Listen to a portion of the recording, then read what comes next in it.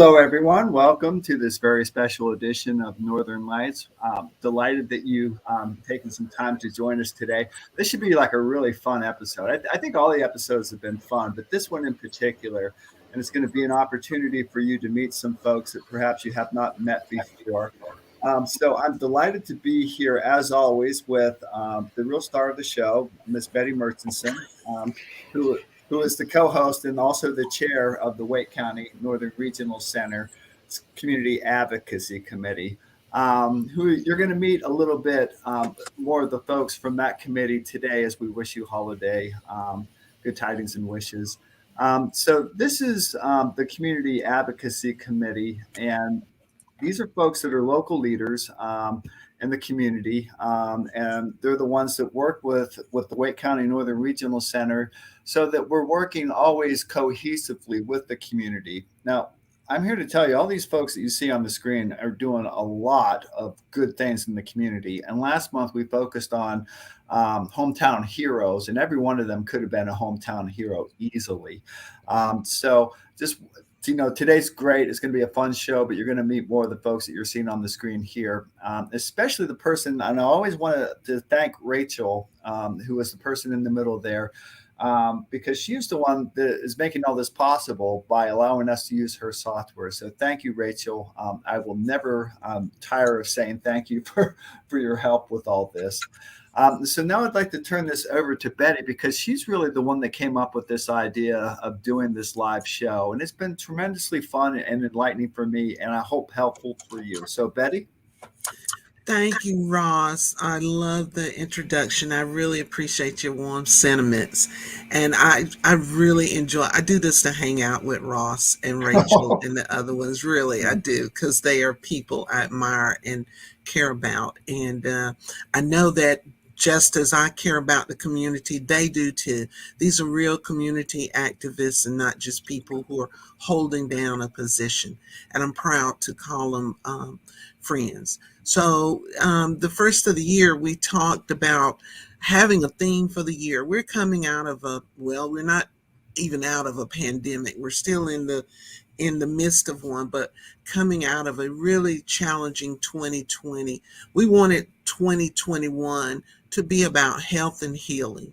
If you've never thought about your health or worried about your health or anybody else's health before, certainly it came front and center last year. So we looked at 4 different areas we wanted to concentrate on.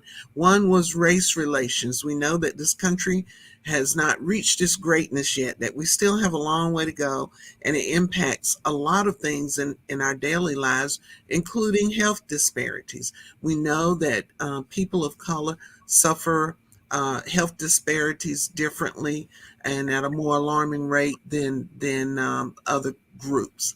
We also wanted to do education and outreach, and that's part of what Northern Lights is about. We're using this as our platform to reach out to the community and to share resources, to recognize the folks who are doing the work, to steer you toward ways that you can improve your life. And we wanted to cement our partnerships. Our community partners are doing the work. And the Northern Regional Center, Wake County Human Services, can't do it all. But fortunately, we live in a very generous community where people make it possible for other community groups, nonprofits, to do some of the work in the community. So we are here today to continue the tradition. It has been an amazing year, a lot of good, a lot of bad, and a lot of in between. So I want to welcome my colleagues who serve with me on the Community Advocacy Committee to bring you greetings, because this is the time of year that we really spend time counting our blessings. All right. Well, thank you, Betty, so much. And I think up first, we're going to hear a few words from someone that represents Rolesville, the town of Rolesville, Kristen. Hi, my name is Kristen Stafford. I am the special events coordinator for the town of Rolesville. Some of my Christmas wishes for everybody would be to make time, spend time with family and friends, and just enjoy spending time with each other and stay healthy.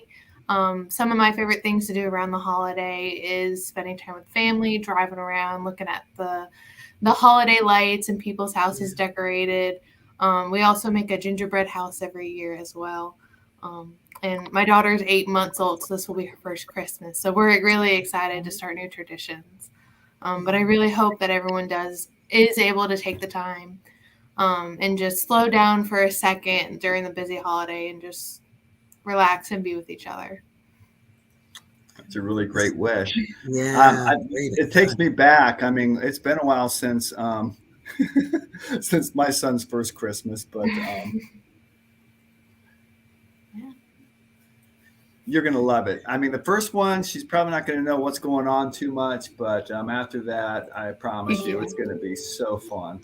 Yeah. Yeah. And be prepared for her to enjoy the box the toys came in more than the toys. That's what I've heard. I've heard the wrapping paper and the box are going to be more fun than all the toys. Yeah, it's amazing. All right. Well, thank you, Kristen. And Rachel, if I can ask you to share a few words next, that would be awesome. Absolutely, Ross. I left Kristen in here because, of course, I love, my Roseville people. So we like to make sure a lot of what we do comes from all of us here, from whether it's the town or the chamber. We do like to make sure people know we're a team over here. But my well wishes is for everyone to have a happy and safe holiday.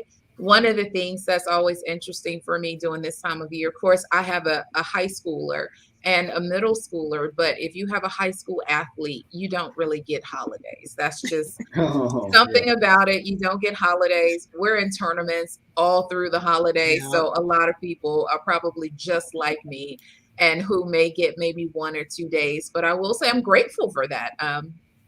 It's always nice to have kids who are active in doing things. And of course, we love seeing family too. But I just want to remind people, for those, of course, we are the CAC. We are the Community Advocacy Committee. And one of the things I want people to remember are those families who may not be as fortunate as yours. We will be sending out today from the chamber some families in need that we have received, and we will put out information on how you can contact the schools to help those families. Of course, it's always a tight turnaround time.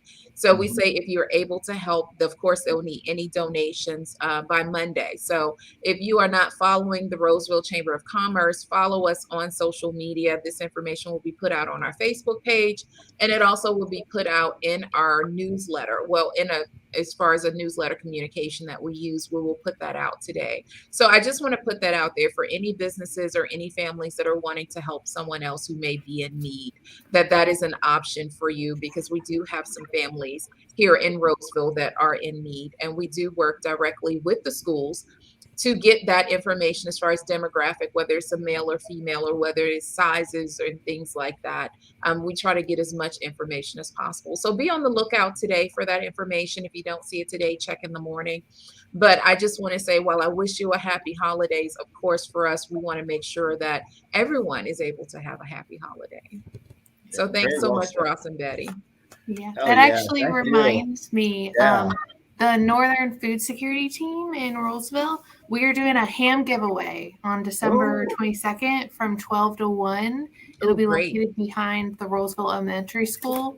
We're going to be giving away hams and some non-perishable foods as well. I forgot. Very nice. Yeah, it really. Now, Kristen, let people know, do you have to sign up or do you just show up?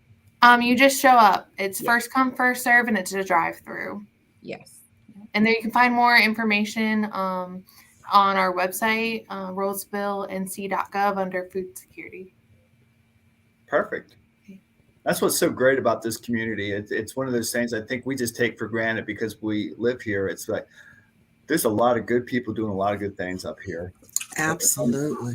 Rachel, to your point, I mean, every year there are families. We have a window of time where we can put families on need into some kind of angel tree arrangement, but there's always a deadline, and there are always many, many families that miss that deadline, and it's not their fault. Sometimes the situation just changes that quickly, and now all of a sudden they have a need. But it does, Ross. It does, and it's so unfortunate because we want to make sure. We know COVID slowed a lot of things down, and there's some families that don't know how to reach out. But I know for us here in Roseville, we do ask you to work directly with the schools. And it's a little different for us at the Chamber of Commerce. And people kind of wonder sometimes, how do we tie into that? But we have some wonderful businesses that are in the Roseville area. And I say area because we have a lot of businesses that are chamber members that are actually based in Wake Forest or based in Raleigh and some of our other neighboring towns, and they are still chamber members. And so they're always looking for ways that they can help. And this is a time of year where they're like, Rachel, please let us know how we can help. So for everyone who's watching, that information will be out today to see how you can help some of those families. All right. And Ben, someone just made a comment too. Yes. Ben Bauer. Yes, you can donate. So we're collecting donations to help purchase the hams. So if you would like to help, you can actually donate online through it's through the recreation page where you would register for classes. You can actually just donate through there. That information is also found on the website. And Kristen, if you drop that info in our private chat for us, we'll pop it up on the screen too to make sure we have that. If you can just drop it in the private chat for us. Thank you, Ben, for sharing that. Fantastic. All righty, Jean, are you ready? This is going to be cool. You're going to see more and more of us on the screen. Oh, maybe not.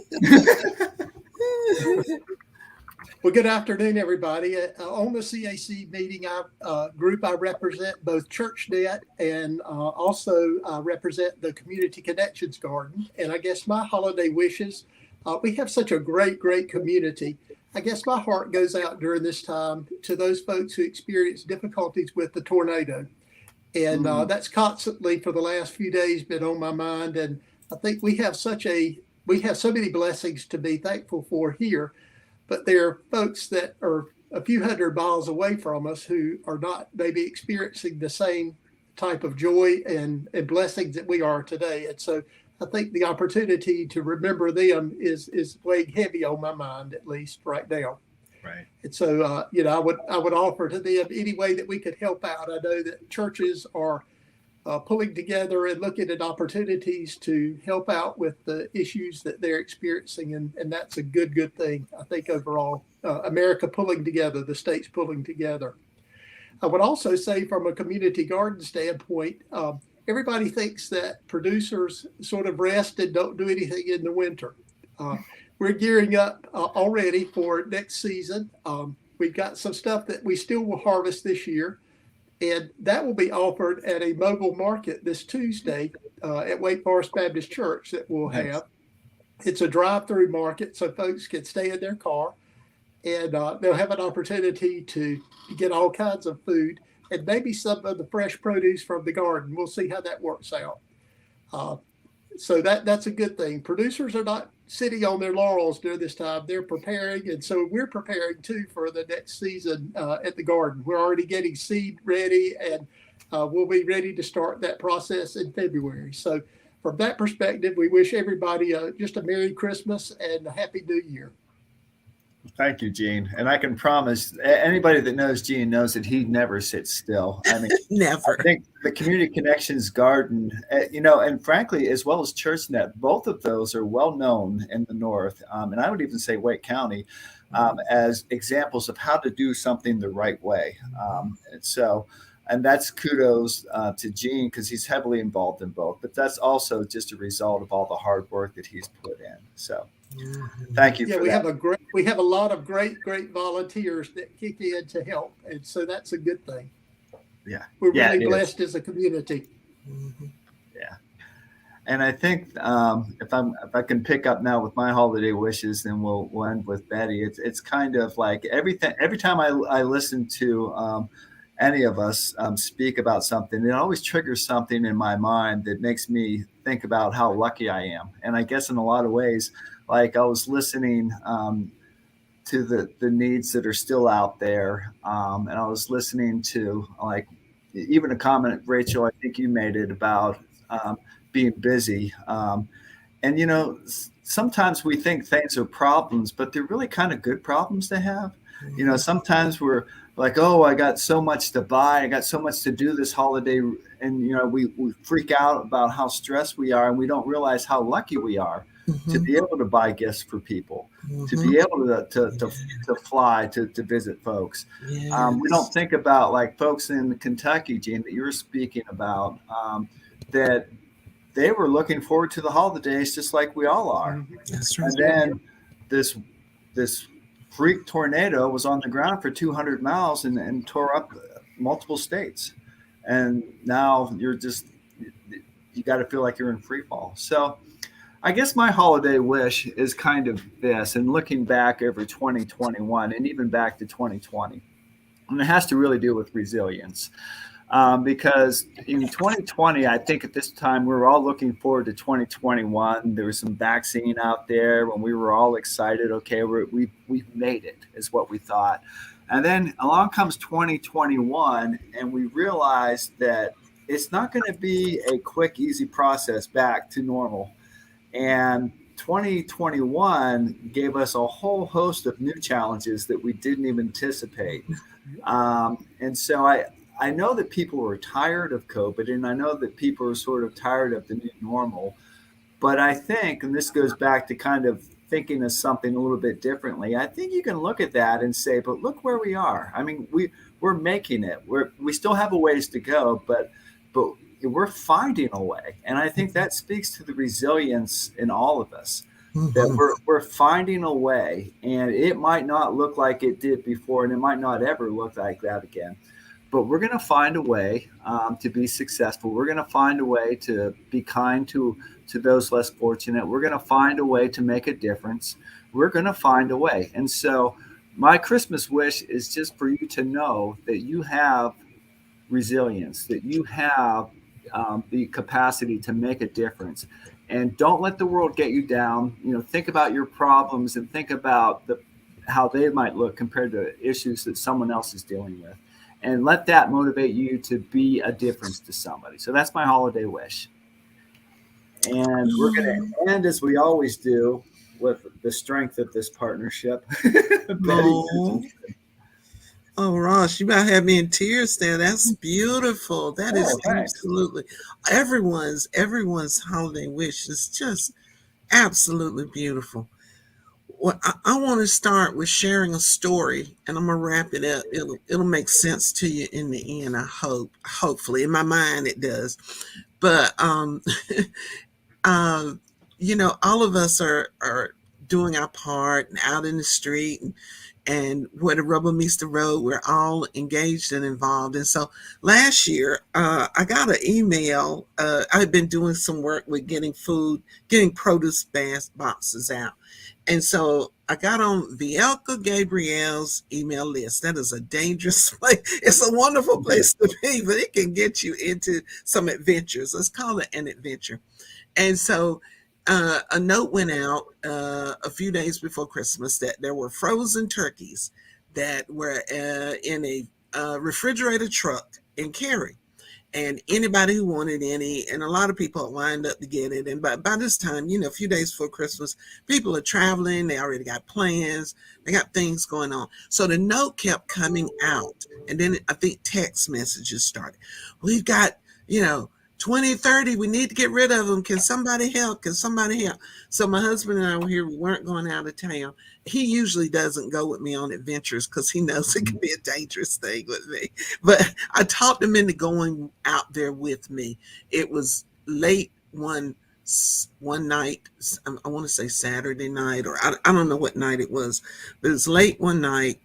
It was at a big church on Kildare Farms in Cary. And the guy had sent me the code to the lock on the truck because everybody he was sending out there to get it. He met a few people, but he had to go take care of his family, so he just gave us the combination. So we got out there, right? And it's one of these huge churches out there in Cary. And so we pull up, and the back door where he had pushed the turkeys to, so it would be easy for us to unload them and put them in the car. It would not work. I could not get the lock to work. It was in an awkward position, and I kept fumbling with it. I never could get it to work. So finally he told me, go to the other door, the one on the side. where there's just like one little bitty step to get up to get into the truck, and try that one. And so I did. I went there and I tried that lock, and it worked. I was able to unlock the door, and then, but to get out there, and I got a little size on me. I had my quarantine 15 on me, and so my husband's pushing me up on the step, pushing me into the truck because he's older than I am. He couldn't get in there, so I got in the truck, and he sent a message. The organizer sent a message that, now watch, be careful with the floor if you go in that door because it's a refrigerated truck, so the floor is icy. So I'm sliding around in this refrigerated truck. I got to go all the way to the back door. The door I entered was in the middle. I went in the back door, in the side door, and had to push the turkeys, frozen turkeys. You know how heavy frozen turkeys. Oh, yeah. I had to push them all the way to the middle of the truck and push them out so my husband could load them in the car. I told him, I said, any minute now, Carrie PD's going to roll up on us. We're going to be arrested for stealing frozen turkey. Oh, it was hilarious, right? And so it was wound up being, I think, about 25 turkeys.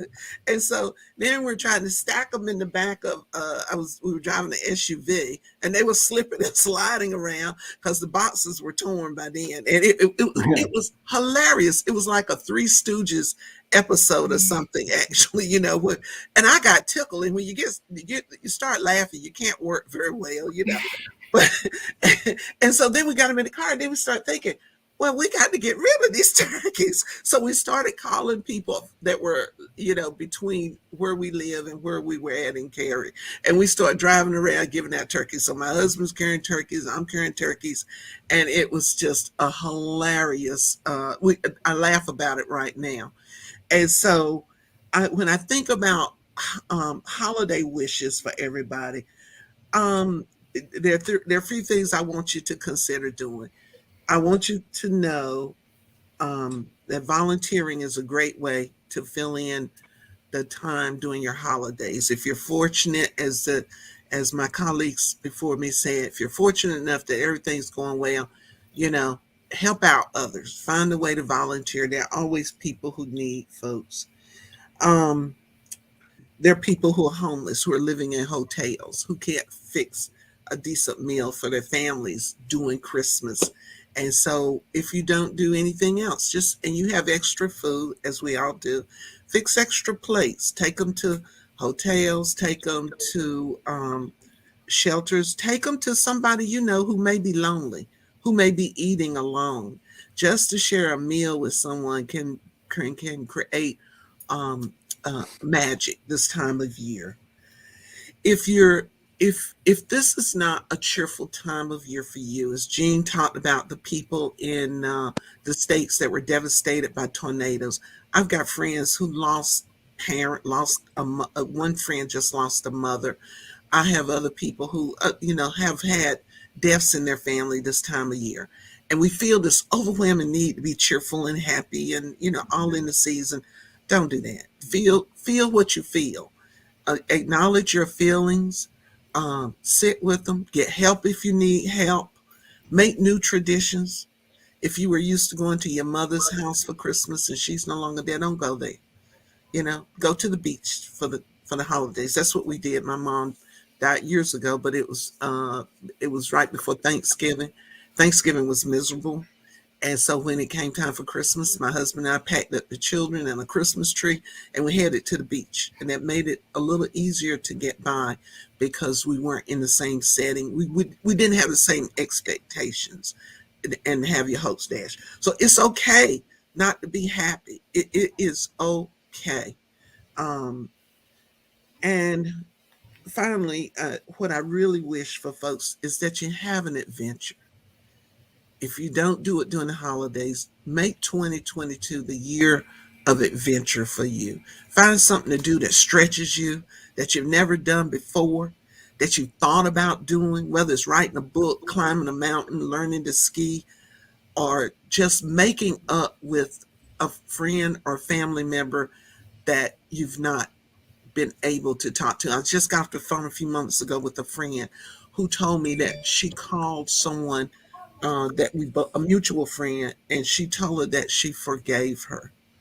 And she said, Betty, immediately I felt lighter. I felt better. Forgiveness is not for the person you're forgiving. It is for you. It helps you. So whatever adventure you choose next year, I say go for it. Do what feels right for you and take care of you. I wish you all the very best. Oh, thank you, Betty. So well said. And I don't know if you noticed who joined us here, Betty, but it's like you segue perfectly to Debbie Lawson with the Human Services Board and a clinician with UNC Behavioral Health. So, Debbie, I hate to have you jump right in and put you on the spot, but you've added some great comments in the comments section there. Mm-hmm. Yeah, I gotta hide that. Rachel's going to help me because when I put that up there, I accidentally covered you because you're. Well, that's okay. And that's a great segue to, you know what, during these times, the holidays, the things we plan and expect might not happen.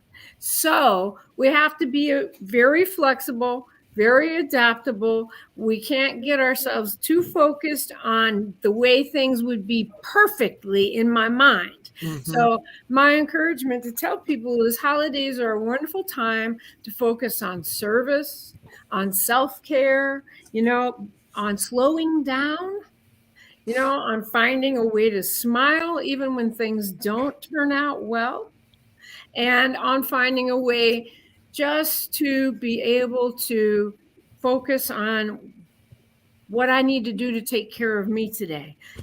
Also, what I need to do. If I hear others talking about very serious mental health problems, I'm not going to be afraid to lend a helping hand. This is a time we all know that suicide rates can get higher. I always tell people in my business, think of it like this. This is like I'm an accountant and it's tax season. Because during the holidays from October, November, and December, there is a strong mental health component that becomes really bigger, and people struggle with depression, anxiety. A lot of times people with serious mental illness, they get more symptoms this time of year. So people be ready to, number one, work on your self-care. Number two, helping our expectations to be lower so that we don't, have to do everything perfect. It's not going to be perfect. I know a lot of families that don't have money for gifts this year. And so they're finding ways to serve and be loving in other ways to their family members. Money is an issue with a lot of families. A lot of families have had losses with COVID and we're grieving. So, we always think this may be a happy time, but, it might just be that we can just kind of be neutral and go through in the best way possible. So that's what I think. Just do the best we can. Self-care every day, a little something for yourself every day is good. Yeah, thank you, Deb. And that you said something there that really struck me. And I think that sometimes people that aren't clinicians see the signs, but they're afraid to do anything. And sometimes that lack of action can be worse than getting in there and trying to help. But yeah, take care of yourself. I mean, that's something we all need to slow down and think about, because sometimes this time of year we focus on others. And for some folks, they'll do that to a fault. Yes. So. All right. Well, thank you. That. This show actually turned out to be my favorite. I'm going to just go ahead and go on the record saying that. I just think it's so fun to hang out with you guys. I really do. Those wishes were awesome. We didn't script or share what we were going to talk about, but it all made sense. Now, this next part we're going to pivot to here has to do with thanking some folks that have been on the front line since COVID struck back almost a year and a half ago, or over a year and a half ago. And this was really Betty's idea, and I want to thank her for that. And so, what I wanted to do is just let everybody see some of the folks that have been here every day working in response to COVID. A lot of folks, and when Wake County shut down basically a lot of the functions that we did here in-house and sent them remote. And we were able to do an awful lot with technology. But the kinds of things we can't do with technology is we can't give somebody a vaccine through the internet, and we can't test somebody through the internet. And also people we find just need to talk to other people. Sometimes it's that they need maybe a little extra help, and that, or they're not familiar with technology, or they don't have technology, or they just need that human connection. So the folks that you're seeing here on the screen, even the one that's got her face covered right there, Deb, they're the ones that have been here since COVID struck. And these folks have never worked a day out of the office. And so I'm just real happy to sort of highlight them and give them a moment or two here as part of this show.